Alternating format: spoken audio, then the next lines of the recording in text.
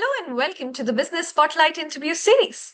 I'm your host Sonali Nigam, and today I'm joined by Howard Pratt, MD at HSP Consulting Engineers. Hi, Howard. Thank you so much for joining us. Hi, Sonali. Hi. Good to see you. Thank you. Pleasure is all mine. Would you like to kick us off with a brief background as to who you are and what you do? Yeah. Yeah, I'm Howard Pratt. I'm Managing Director of HSP Consulting.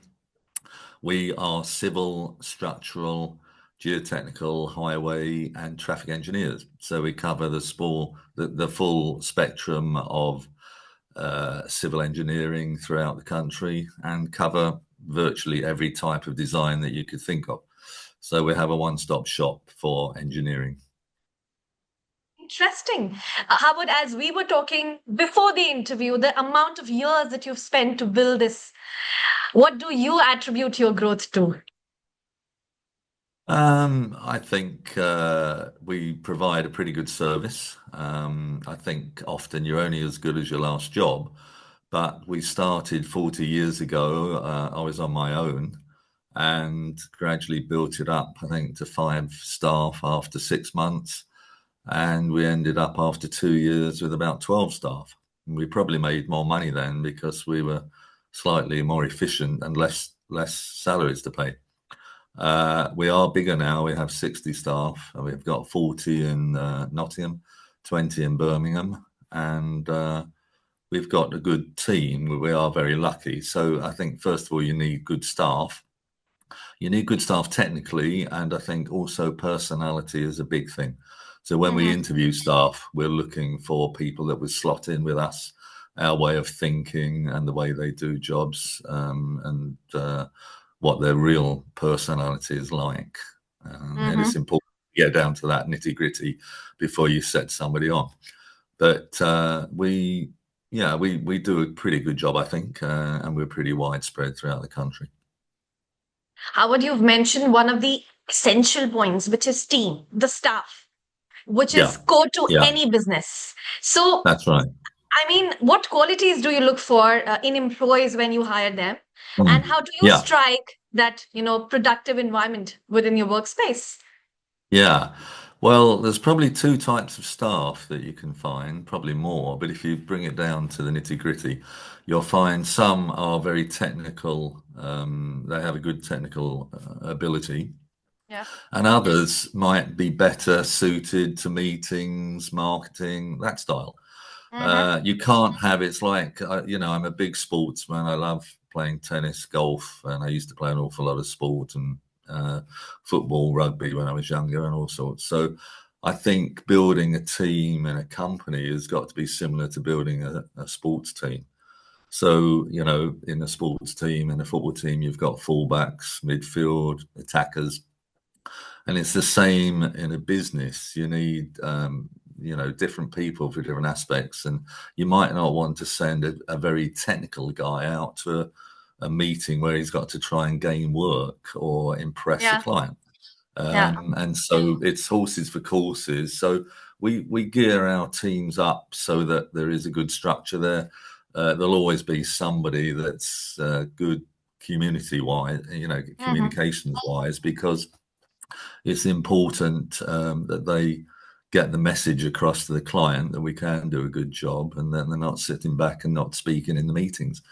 I mean, we do take graduates on a regular basis, and you have to bring them up so that they're not frightened to speak up. Mm-hmm. It's a big thing. So personality is a really strong um, aspect that we look for, because you can't change somebody's personality.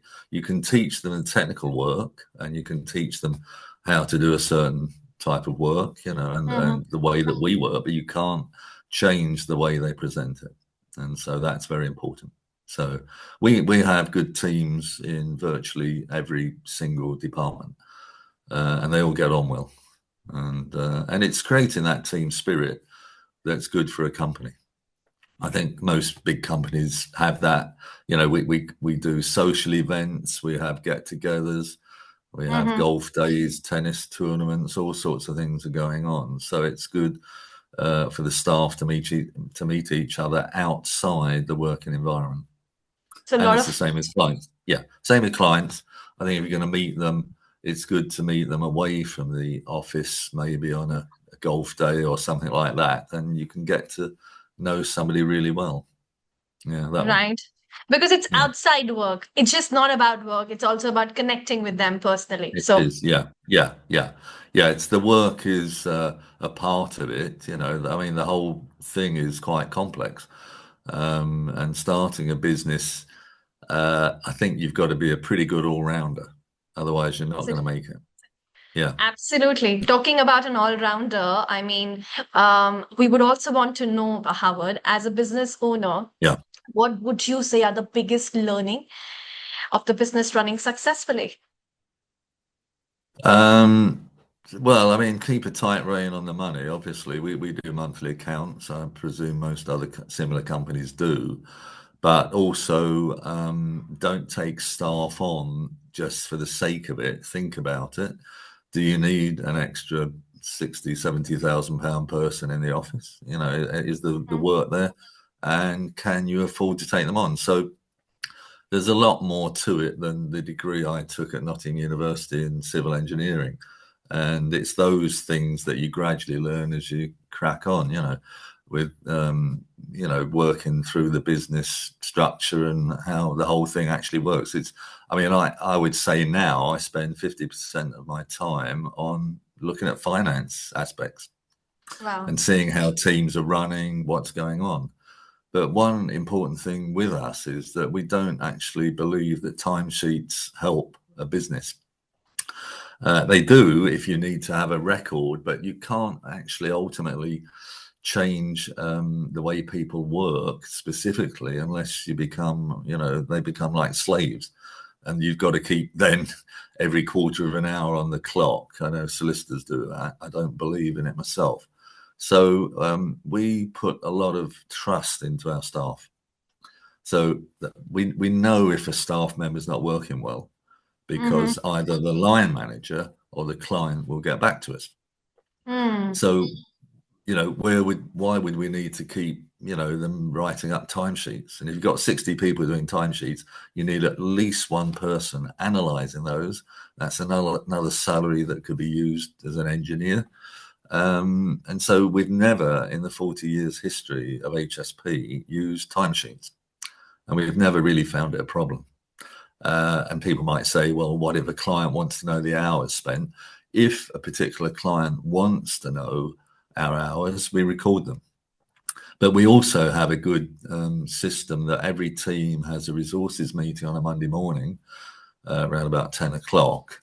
And all of those resource meetings are recorded. So that gives us the hours anyway, to some extent, Mm-hmm. that guys should be working on particular jobs.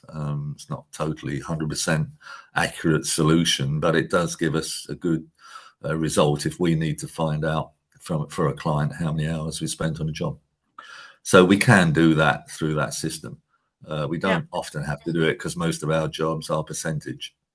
We work on a percentage basis. Okay. So, Interesting. yeah, Mm-hmm.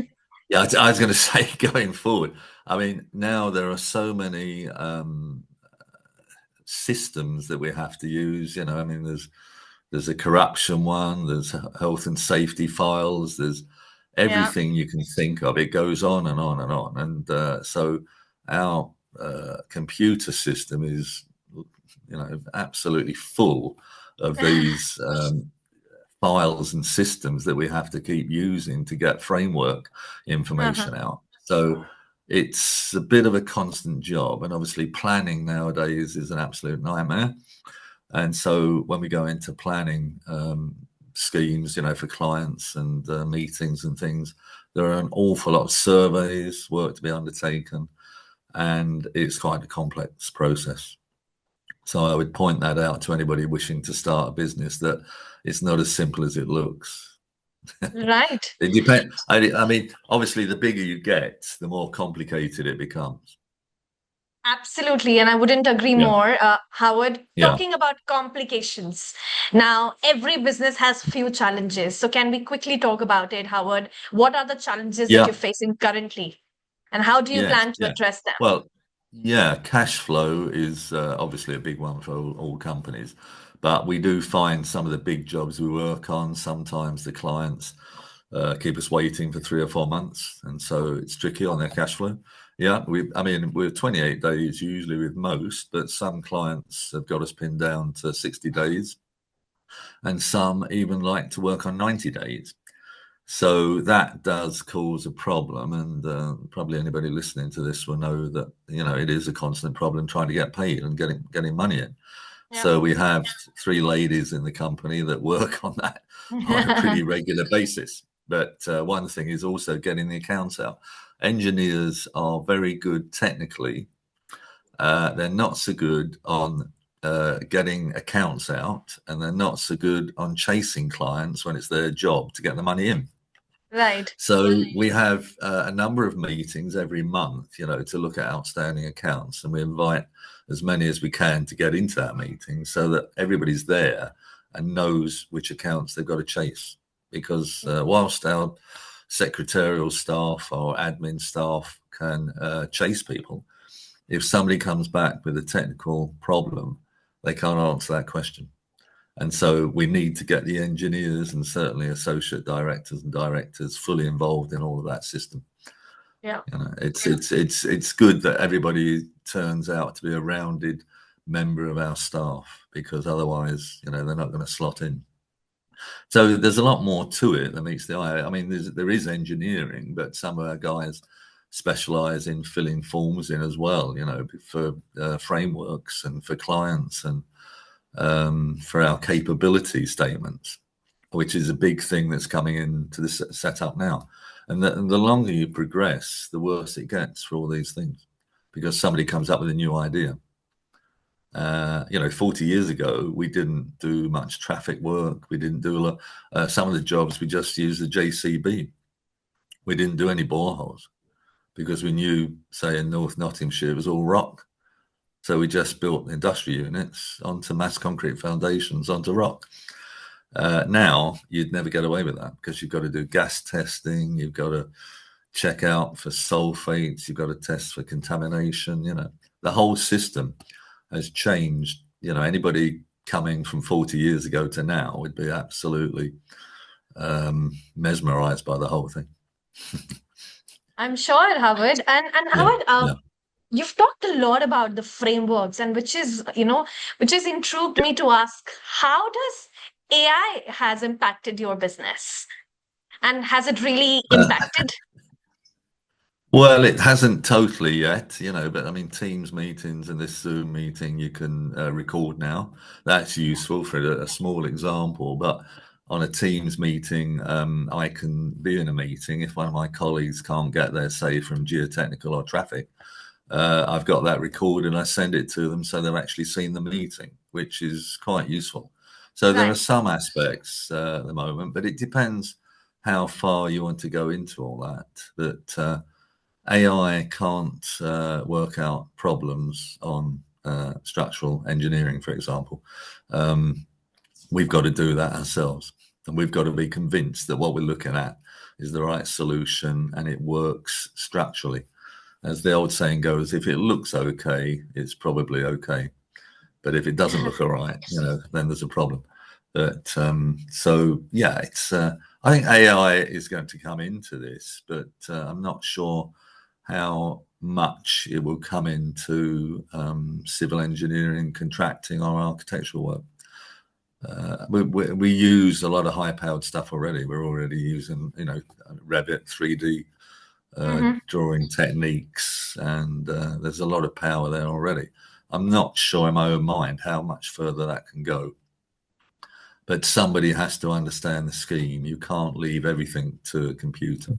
Computer. Yes, yes, Yeah, completely. yeah, yeah. Howard, we've Okay, talked so a lot. Sorry, you were saying no, something. I was going to say, yeah, it's good. It all looks very good, but I think we're going to take it in small doses in our company and see how it works out.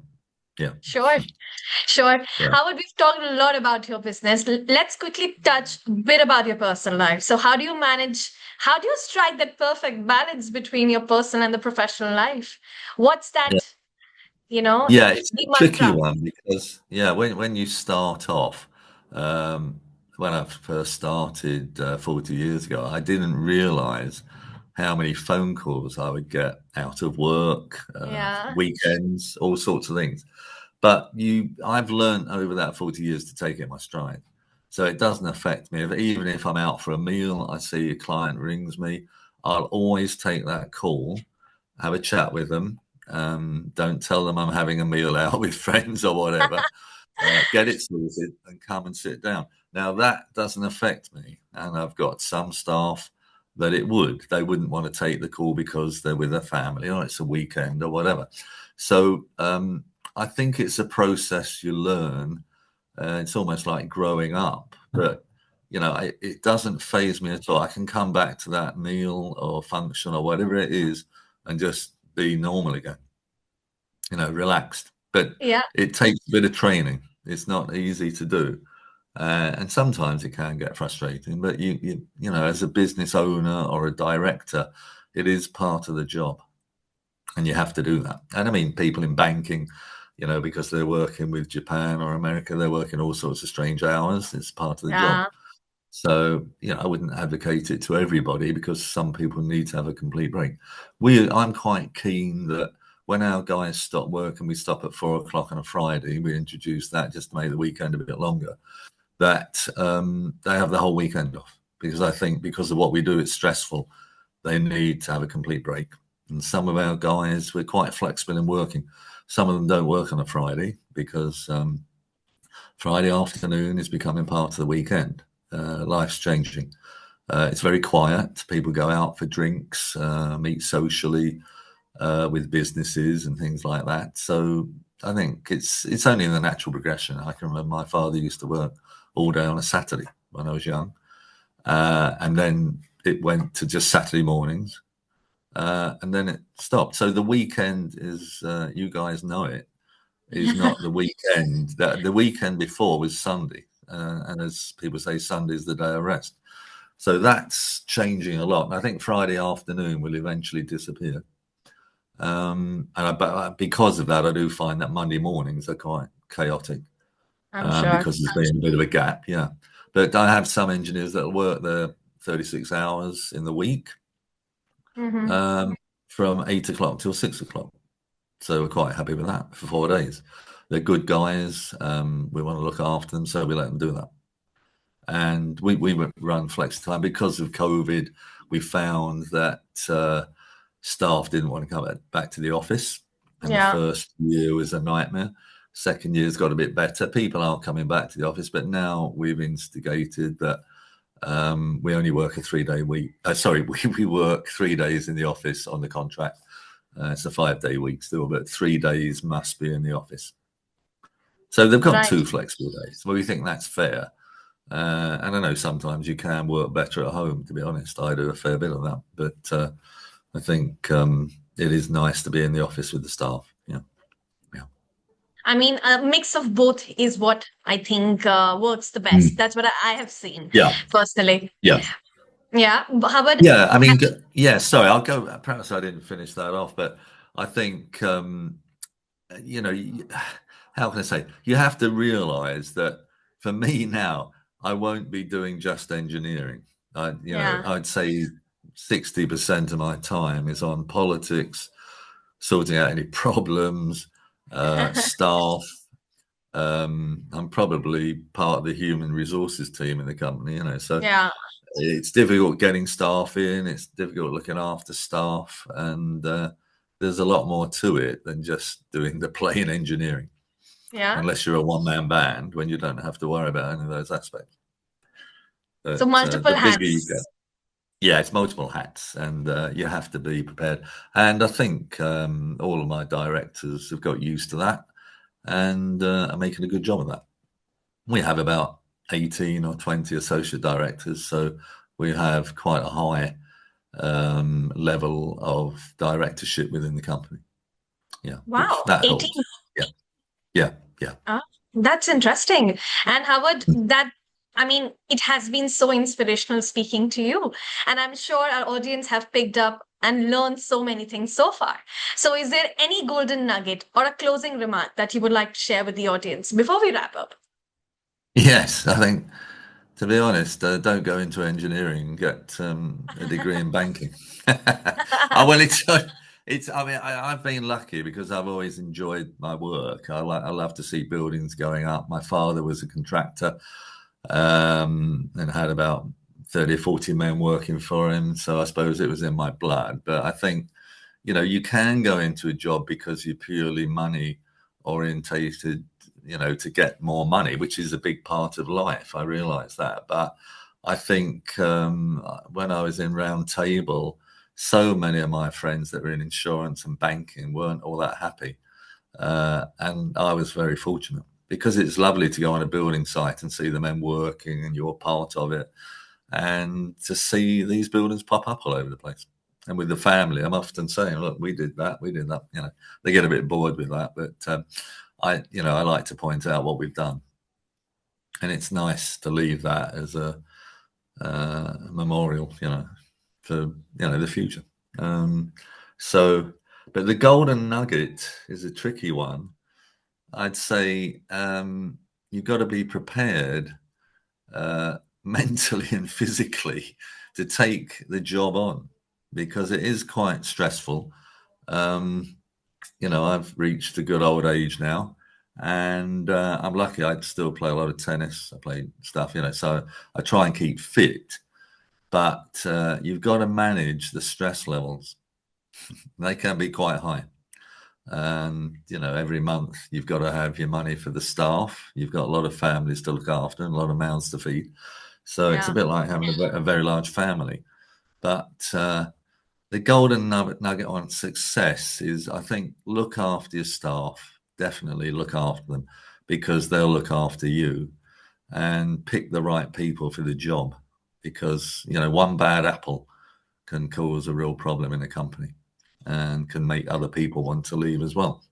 So you've got to have the right people, and they've got to be suitable to the way we work. We're quite, how can I say, we get on with the job. So if somebody needs us to leave at 5 o'clock in the morning, we'll do it. And if somebody needs to get back at 8 o'clock at night, we do it. But we try and look after the staff and make their lives comfortable. And we treat them like part of the family. I think Yeah. we have got the headline for the podcast already. Thank you so much, Howard. It was Okay. great Yeah. meeting you and learning so much about your journey. And to Okay. everyone watching, I look forward to see you in my next episode. Thank you.